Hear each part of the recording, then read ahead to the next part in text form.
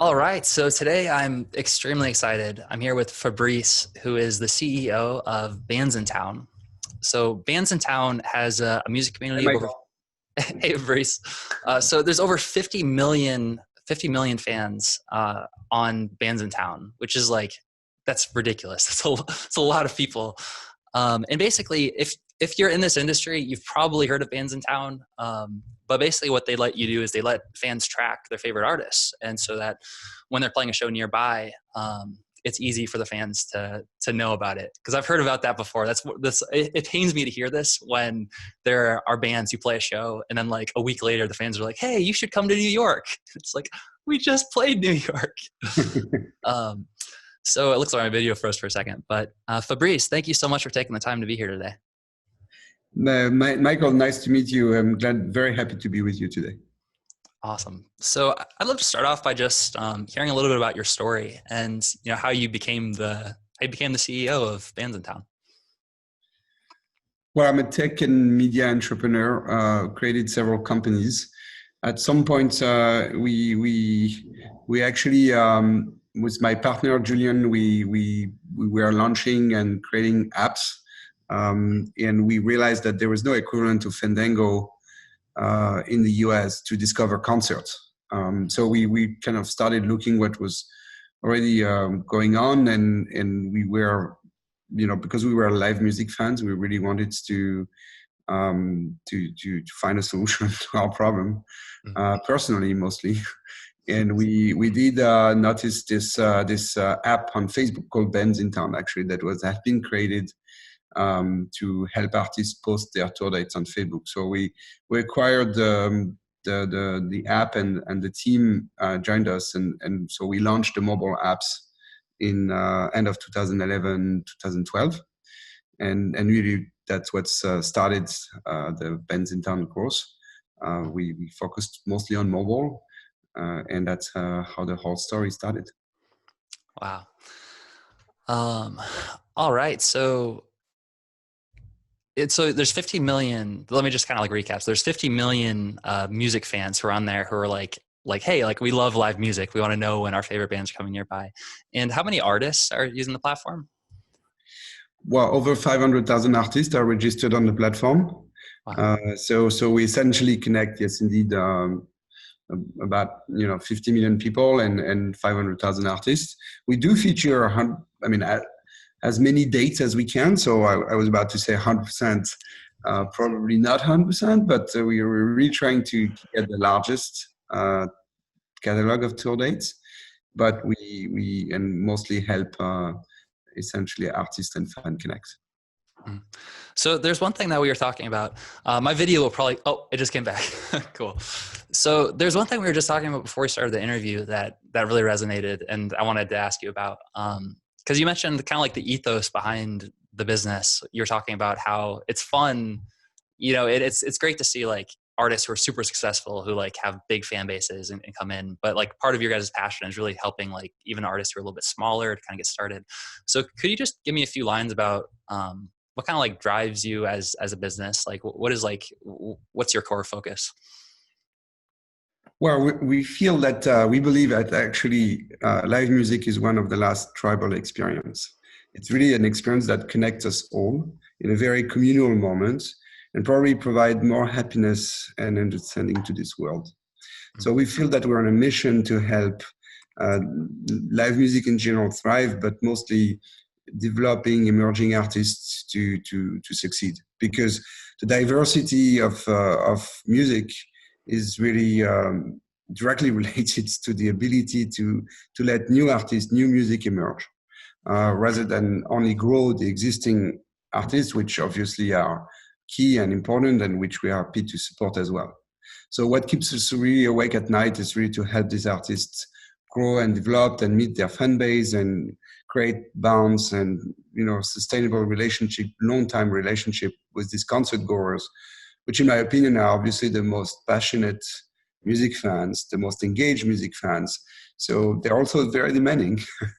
And so we hope that we can provide tools to the artists to help them better relate and engage with this kind of fans.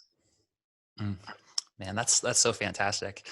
And I think you're right too in terms of like the tribal experience of like coming together and having this like amazing, almost transformative experience at like live shows. It's something that there's almost a little bit of a danger in terms of like social media and the way things have moved like digital, or there's a lot of bands who I think, well, not necessarily, but sometimes like we forget about that real like human connection and kind of like that contact and the presence of being with someone like live. Um, and I know like for our band with like 10 years of doing it professionally, like the things that really like I remember most are being on stage and playing a show to like, 400 people in a room and singing a song and like everyone in the crowd singing the words back in unison and like crying and just like, this emotional experience that it's hard to replicate, aside from that live presence. So that's really Yeah. cool that you allow that to happen. Well, that's what is so special about live music is that you at the time when all of us spend hours and always more time in front of these screens, be it our phone or computers, whatever.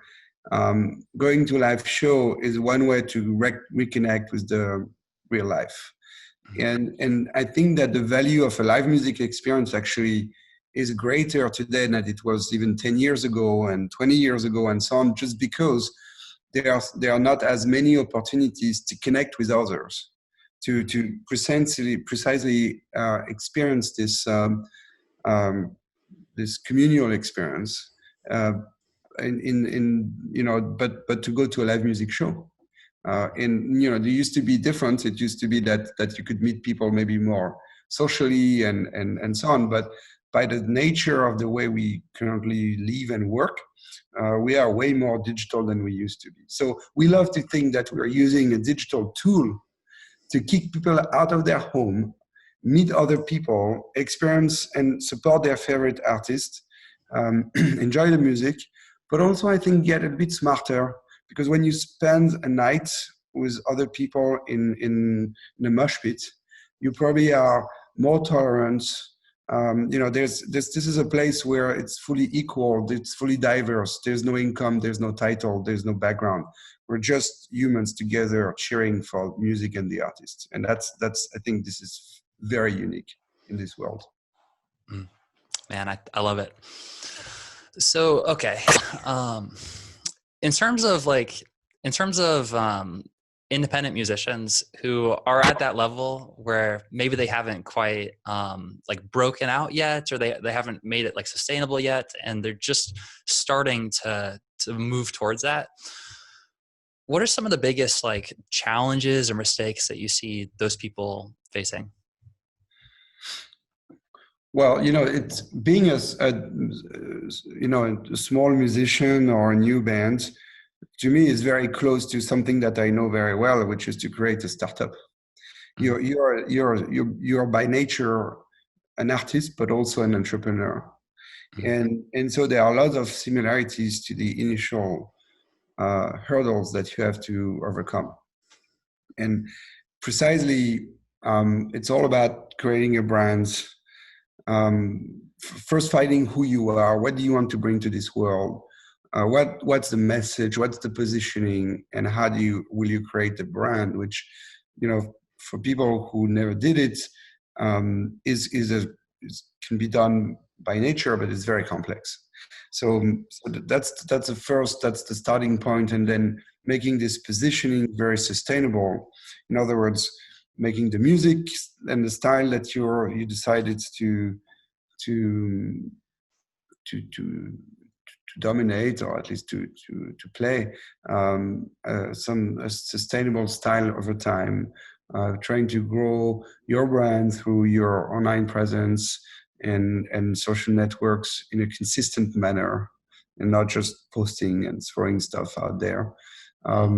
Trying to also build a story on, again, what you want to bring as a message, and not only just be playing and enjoy that, which is great, but it's probably not enough to break through. So that's the very initial phase of the launch phase of a new band is key. I think is critical to create. It's just like a tree. You want to create the right roots for the tree to grow and always get stronger without having the risk of being, of losing its roots in a way. And that's a challenge. Obviously you're tempted to go fast, to not to pay too much attention to these things, just focus on the music. And then there's a whole dimension which relates to more the entrepreneurship side of it, which is how do you build the right contracts? Do you keep your own rights? From a leadership standpoint, it's hard to lead a band. If you're by yourself, that's fine. But if you're part of a band, a lot of issues come from the relationship of the band members, right? And some bands break just because they don't get along anymore. So it takes leadership skills to also be successful. And so, if you don't have them, then it's important to get the right mentorship, to surround you with people who can be friends, family, experts, but who can bring the skills that you potentially are missing. Man, that's fantastic.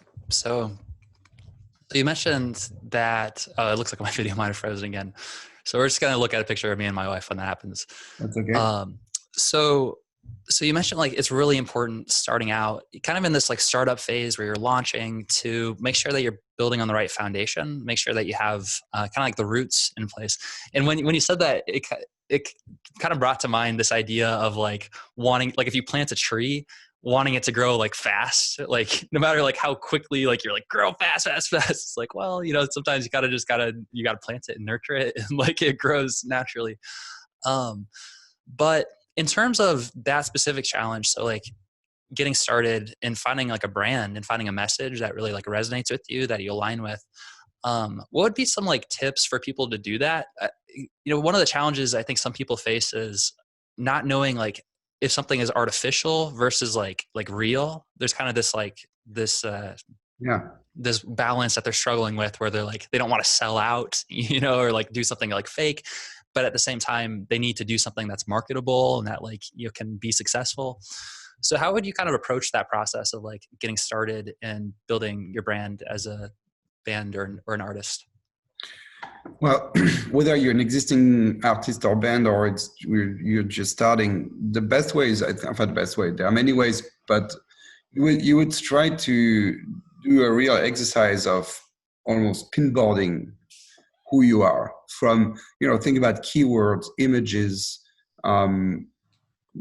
whatever you want to pinboard. And you can use Pinterest for that, actually, which lots of bands are using. But that's a way to first create the environment. You can pinboard music, you can pinboard videos. That doesn't matter, because at some point you'll be surprised, and ask friends and whoever knows you to do the same, so that you're not the only one who project yourself to something, but also other people would tell you something about you. And you should do that. Obviously, if it's a band, you should do that with each band members, right? And then once you've done that, then you can try to create some or try to identify some commonalities. What brings the bands together?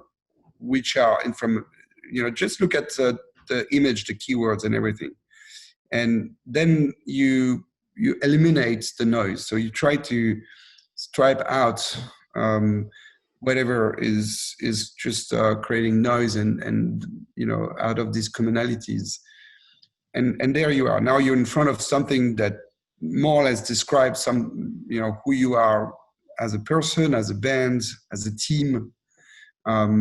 So out of that you can start to build a brand, and you can build a persona that you'll be able to convey. Think about your color. It's not only the music, it's not only the style, it's also and obviously the who you're playing for. So at that point, there's a time when you have indeed to define what's your target audience and why. Is it because you feel very strongly involved in this kind of community? Is it because you feel very relevant from your lyrics standpoint? Is it because you feel this is a growing audience and you want to just address it? But at some point, there's a need to match that persona, who you are and who you want to be, and obviously the audience that you're targeting. Mm. Interesting. So to start out with, you recommend, you call it like pin vaulting or Pinboard, like pinball? a pinboard, like a board Oh, with like pinball. Okay. And you recommend using like Pinterest even maybe to kind of help come up with some like different images and stuff. That's really cool. I'd never heard that before, but that seems like a really good idea. So just getting clear on like, what are some of those, what are the brands, or what are the things visually that you resonate with? What are some of the favorite like artists? What's your kind of core story? And asking other people too, not just, coming up with it yourself. Yeah. And then you've talked about clearing out the noise. I really like that. That seems like a step that not everyone, like people pass over that pretty easily. It reminds me of like almost what you're doing with the brand is like you're creating like a chord where you're talking about like getting all the pins and like you have a chord, and then maybe like when you put everything on paper, it's like you're playing a few extra notes and you're kind of like, I don't know. And then you kind of like, you like eliminate some of the noise so that you are just like, focusing on the what resonates, like those different like harmonies. That's really cool. I love the way you took it. I mean, it adds lots of value to what I said.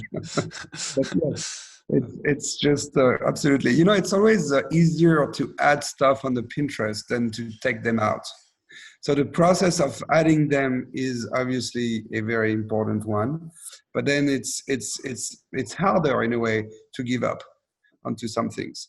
And what you just did shows that yes, it's not a linear process. It can be circular as well. Mm. Yeah, another thing that just came to mind too is it's almost like an ice block chipping, where you can like kind of chip away like the extraneous noise to like make this beautiful figurine.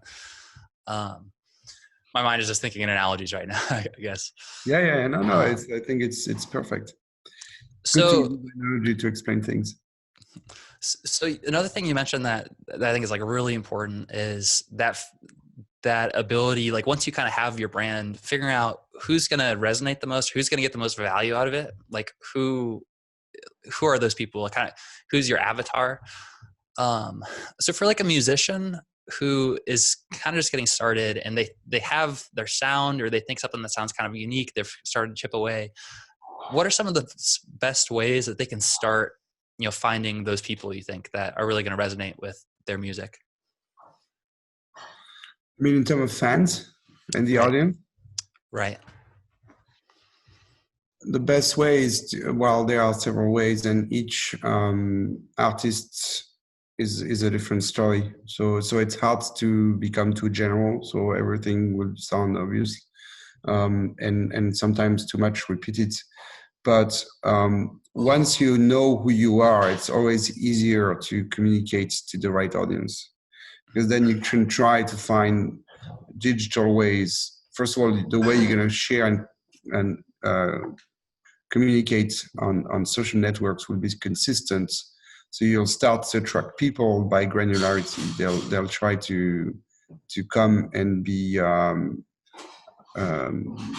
they'll come by granularity. So that's the first way to do it. And then you'll be able to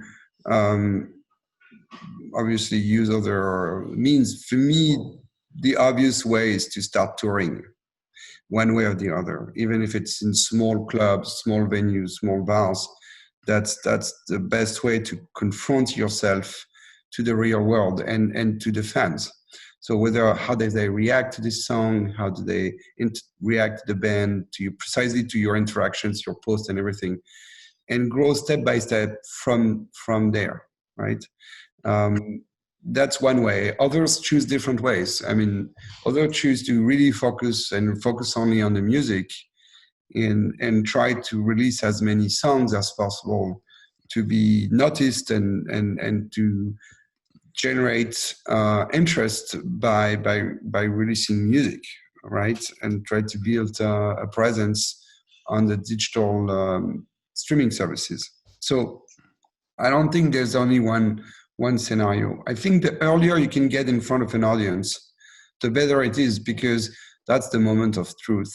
You feel the audience immediately, and that helps improve as well. So I'm still a big fan of playing live Yeah. as soon as you feel ready.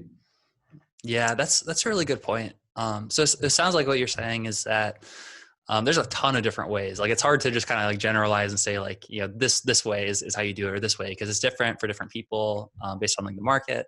But in general, like one thing that you recommend is playing live, like as much as possible, and playing like going on tour, maybe even opening for like a bigger band in the right genre, because and one of the benefits of that is that you're going to have that instant feedback where you're really going to know exactly how something is landing. It's kind of like the moment of truth. Whereas Yeah. like online, sometimes there's a little bit of a disconnect. It's a little bit hard to have that instant feedback. Oh yeah, and there's some people. I mean, people who just get online feedback are maybe very frustrated once they get on stage. Right? It's not the same feeling. It's not the same approach.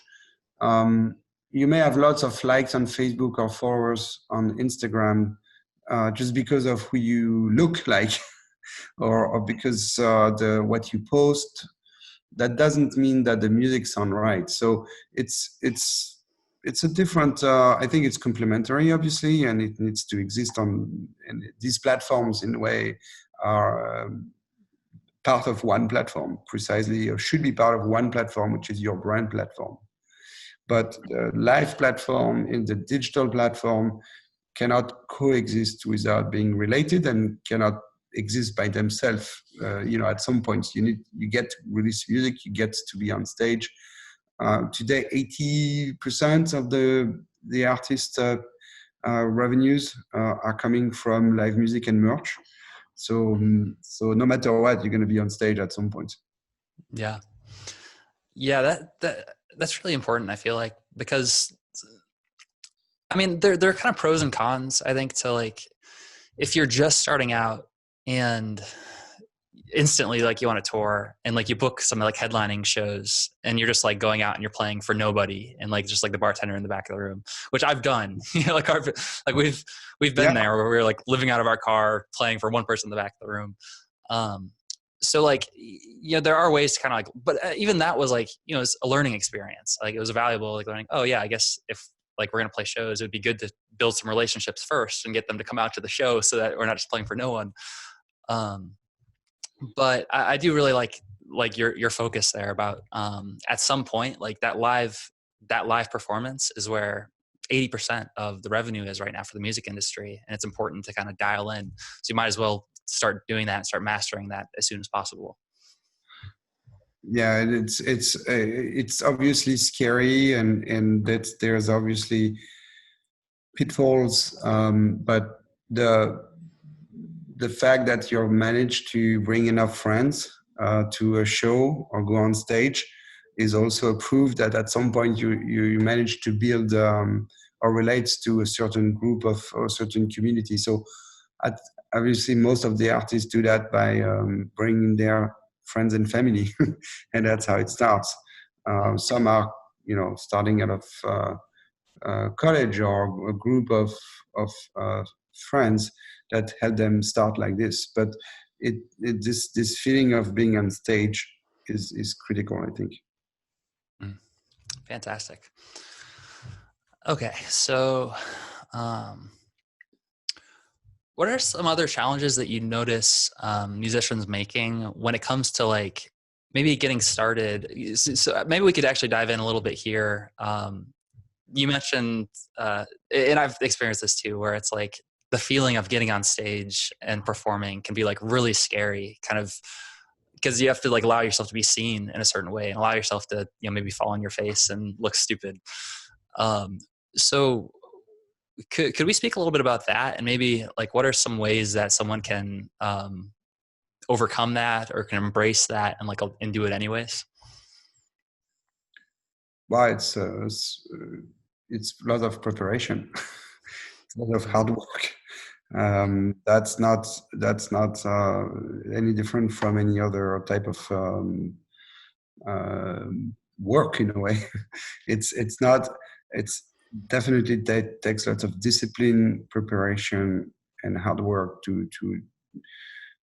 be ready.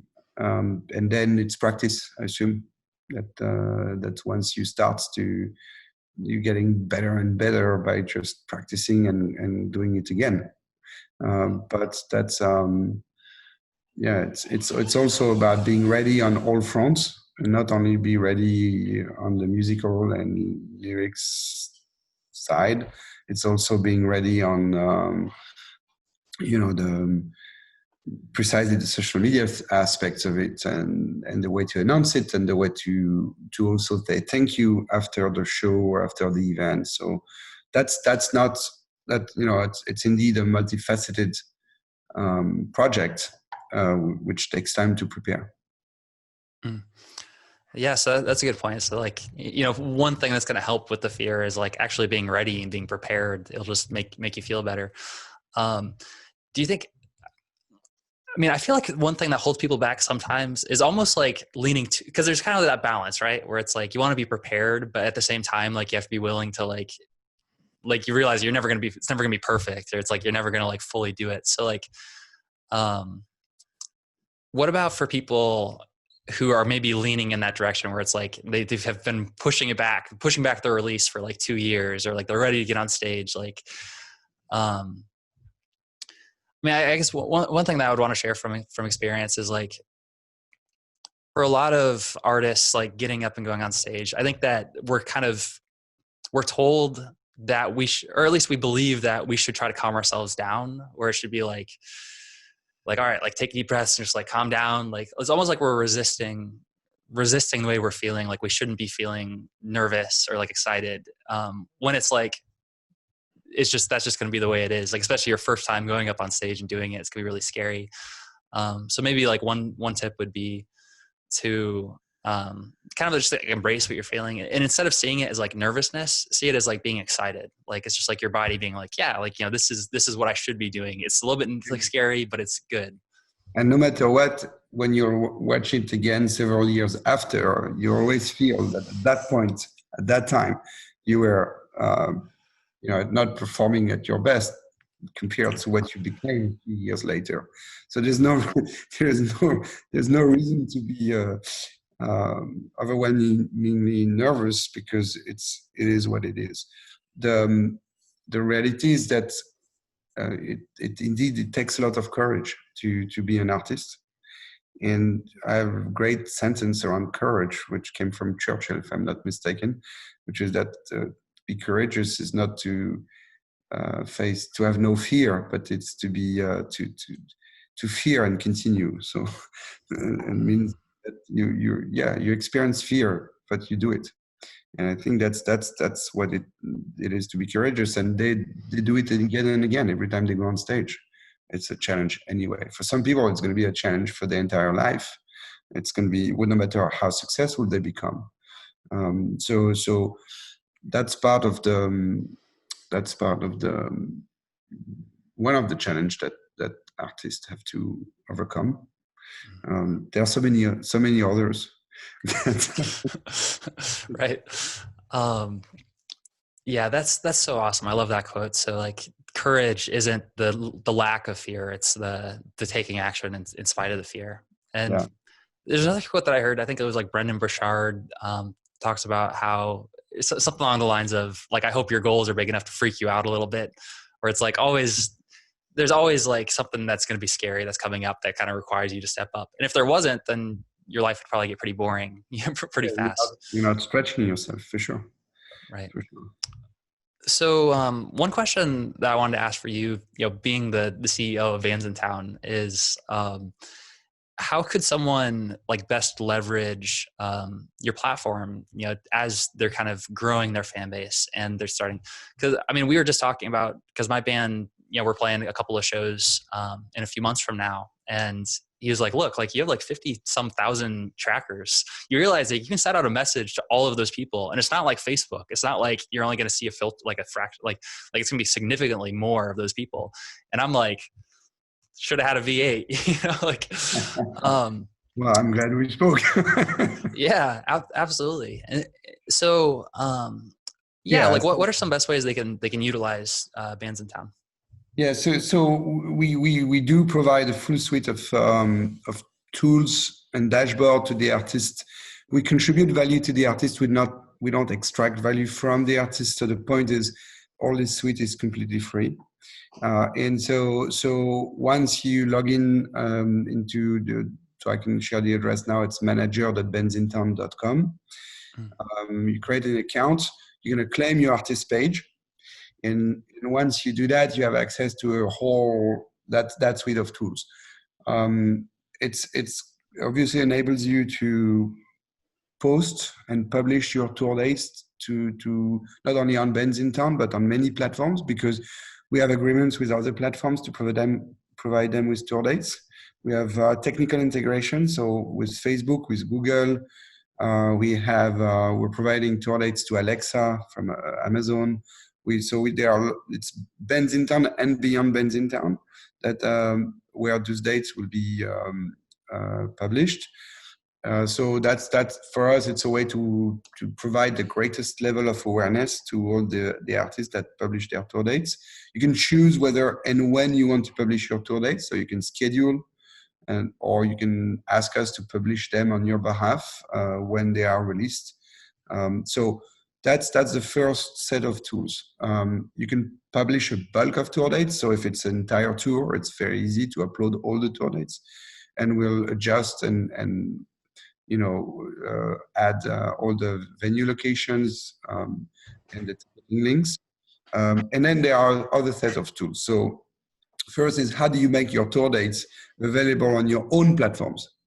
So most artists have a website or a Facebook page or an Instagram account. And so without doing anything additional, we provide very easy tools to display these tour dates on your Facebook page, on your websites, and from your and post them on your stories by enabling the fans to swipe up. So 3 tools, very important, needs to be ready on the site, preferably before the tour announcement. So when people Google search, they end up on the website and they can immediately see the tour dates and buy the tickets. So at the end of the day, it's all about buying the tickets. If a date is canceled, it's very easy to cancel from the dashboard. It therefore change all the listings. So not only on Bandsintown, but again on your website, on your Instagram, on your Facebook page, on other platforms. So that's really a one-stop shop. You do it once and it changes everywhere. So that's the first thing. And then indeed what you just mentioned, we want you to interact with your fan base. We want you to grow your fan base on Bandsintown, just because these concert goers are the most likely to buy tickets from you and to go to your shows next time when you come in town. So the more followers you have on Bandsintown, the more people you'll be able to immediately alert when you come to town, the year after or after your show. But so we provide this free tool that enables you to post to fans, post to your followers. We call them trackers on the platforms. Indeed, you have more than 52,000 trackers, Michael, on this platform, and that's a lot. It already means that you are a significant artist. So you can post images, text, links to videos and stuff. And you can do it in your own style, in your own language. So if you want to post to Bandsintown fans in different manner than you would do on Instagram or you would do on Facebook, that's great, because you're taking into account that this must be your core fans, your super fans, and you need to be maybe a little bit more intimate, a bit nicer, not nicer, but find a different way to talk to them than just the fans that you may have on other platforms, which may be music fans, but they may not go to your concerts. They may not show a clear intent to go to your concerts. And that's how we differentiate. We show intent. I mean, our fans definitely show intent to buy these tickets. And therefore, they are very valuable. Man, that's so awesome. So basically, like Bandsintown, it's just like a a place that you can, it's almost, it's like a hub. Like if you're going on tour, you put all the dates in there and it's going to distribute them everywhere that they need to go. So valuable. That's so great. And one thing that I wanted to follow up on, because I think it's really important, you mentioned this, the difference between how you might speak to people on Bandsintown versus like everyone else, and just in general, like your inner circle or your core super fans versus like other people, because you wouldn't, I don't know, like you wouldn't send an email that you're talking to your grandma. Like you wouldn't talk to her the same way you would talk to a random stranger, or else it would just feel like really strange. You just wouldn't like connect. You haven't built that right relationship yet. So It's all about who you are. You can express by doing this type of post. You can definitely express yourself. If you do it, especially developing artists, emerging artists are usually controlling their own socials. It's not necessarily delegated to a team, or it's not.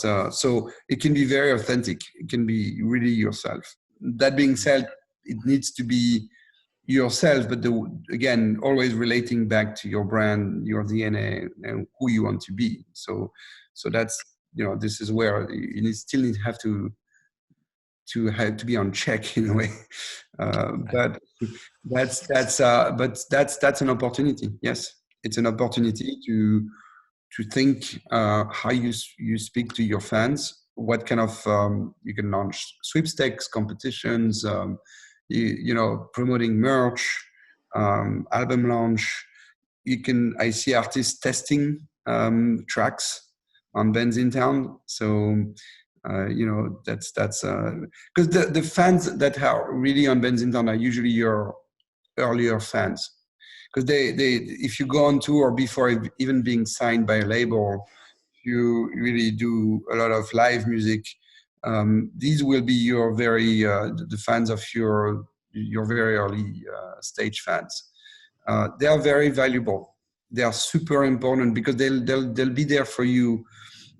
I mean, hopefully for the rest of your career.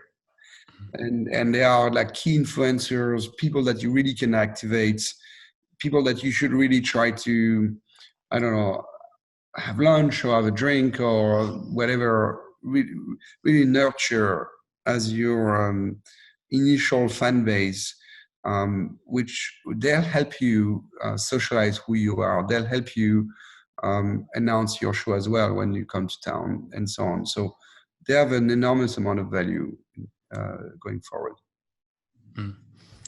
Yeah, man, that's so awesome. So basically, treat those people really special and give them the time of day and focus on building that relationship with them, because a lot of times those are the people that have the biggest connection with you, and they're the early supporters. They'll be with you for the rest of your career. And I think it's true for big bands. I mean, there are a lot of big bands, that very large artists, who still do it. For the rest of their career, they will continue to entertain special relationship with these fans that they met, and who are there for them so early that it creates a lasting bond, and which never going to go away. That's actually reminds me of like probably looking back at our career, probably the number one thing that we ever did started with focusing on what you're talking about. And we actually used Bandsintown to track a lot of our favorite artists, a lot of our favorite bands, and see like their tours. And there's 6 of us in the band, so we split up into groups of 2, and we followed other bands' tours around the country, and basically like met the people who were standing in line for the shows, and just like introduced ourselves, shared some clips of our music, and sold 24,000 CDs doing that, like coming from scratch. And because of that, one of the bands that was touring, they were called All Time Low. They were like our favorite band of all time. Millions of fans. They decided to bring us on tour with them. Mm-hmm. And so what we noticed too was like what you're saying with like the people who go out to shows, the people who are standing in the line are just like so, they're such the best kinds of fans, like, cause they're actually going out, they're waiting in line for a show, they support live music, like music has really impacted them. so finding a way to build a relationship with those people, like you're saying, I think is a really valuable starting point for an independent artist who it's like, But maybe maybe, it's very personal points, but sometimes I feel I sometimes I ask myself, do you really love music or you love the musicians? In other words, I think it's a mix of both, right? mm, But I think nowadays you interact and relate to the band and or the artist as much as you relate to the music. mm, And so artists needs to be aware of that and understand that, because at the end of it's also a people business in a way. It's not only it's obviously the music matters at the greatest level, but one shouldn't be neglected. I think you're working on two legs, if I may, and that's one is really the quality of the music, the lyrics, the performance, the artistic side of the obviously of the artist, but the other one is really the the the, the personality, the values, the style, everything that an artist convey as a message personally. And so with if you neglect one of these two legs, you'll definitely be unbalanced, I feel. You don't know how people relate to an artist exactly, and so you have to bet on both sides. You have to really be dealing with both, and relationship matters. At the end at a concert, artists performing on stage are still facing humans. They are not facing robots. They are not facing machines. as far as we know. No, I'm just kidding. Yeah, so far, so far, yes, exactly, and maybe, but that's what is interesting, and these humans are extremely sensitive to any form of attention that artists may share and may express, to any form of interest of who they are in the room, and that creates it. It's much more impactful, much more efficient to be kind to the audience, to say something special, to jump into the audience, to be there before or after, and so on. Then it's much more impactful than many posts on social media and many hours spent to create a music video, I believe. Mm. So that's a really good point. That sometimes the things that take like a long time, like posting like 1,000 times on social media versus just like taking one time to like stage dive and for someone to like feel you like on their hands, um, can make a in terms of leveraging like your times your time, it can be really valuable. All right, man. Well, this has been really fantastic. I feel like you are just like a brilliant thinker. Like the way you articulate some of these points is like really awesome. So I'm just trying to be helpful, and that would be already a great win. But thank you for your kind words. yeah. So Fabrice, once again, thank you so much for taking the time to be here today. And you mentioned Bandsintown, signing up for the manager account. That's kind of the best way to get started. So what we'll do is we'll put a button below the video so that people can Okay. like click on that and get their account set up. It's manager.bandsintown.com, and from there you can get access to the entire platform. All right. So another thing that I wanted to ask you about is you guys just recently acquired a company called Hypebot, right? Yes, we just a few weeks ago we announced that. Awesome. And what's all included in Hypebot? Well, Hypebot is really a very authentic platform, which comes actually also with another one called musicthinktank.com. So these two sites are helping what we call the new music industry. So all the marketing techniques, everything that we just talked about in a way, reviewed by a team of passionate music fans and music professionals, which are, day after day trying to help developing emerging artists, do-it-yourself artists, succeed in a very complex world. So that's what we do, and we thought that we acquired it because we will help, in fact, expand their reach and their audience. We believe what they do is great, but it's not. I mean, it could be shared more broadly. So we're going to help them find new audiences.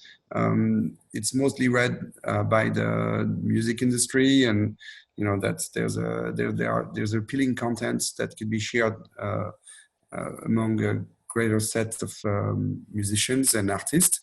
And then we hope we can also bring more content into our own platforms.